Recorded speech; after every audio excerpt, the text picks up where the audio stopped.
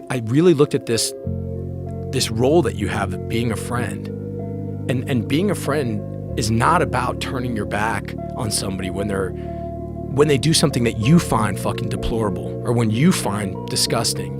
Your job as a friend is to make sure they don't do it again. And your job now, as this guy's being a father, is to step in there and say, hey man, where are you at? Like, what are you doing? What kind of work are you doing? Where are you? Like, that's what being a friend is. I had no interest in exonerating him or saying or saving him in any way. I wanted to check on him and I wanted to see how he was doing. And I felt that was an honest thing.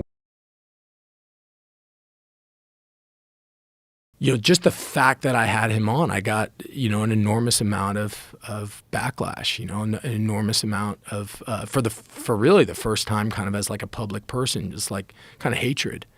And the fact that I had given somebody who could have, you know, who may have done these things that this woman says,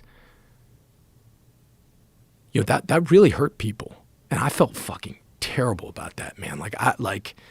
Did you wish you hadn't done it? No, because after talking to him and then going around and talking to women who have been victims themselves, talking to, you know, this one woman specifically who we were going to have on, but she had health issues and couldn't. But you know what I've found is so many people have reached out who said, like, I was in that place. Like I was in that place where he was. I was in that place where I was, whether I was abusive or not abusive, I was getting there. And the drugs and the alcohol were getting the better of me. And I mean, really what, you know, he was 2 years sober at the time that I had him on. And I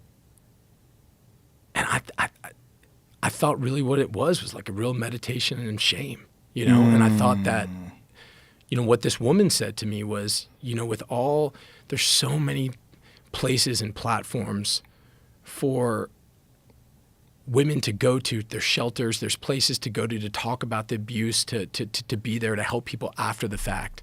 But who is talking to these fucked up young men who are committing the abuse? Who is talking to them and saying, dude, don't do that? Like, I've been there. There is another way. This is not the answer. Stop. Go get help. Change your behavior.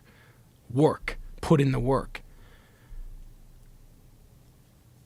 And I just, you know, I ultimately felt, you know, that what he said could have a real positive effect. And I believe, looking back on it now, again, man, it's like, you know, what are you going to do? You can weigh the comments of people who have told you, you know, you're the worst guy on earth for doing it, or you can weigh the comments of the people who say, hey man, that thing saved my life, or you know what I mean? Yeah. I can't look at it that way.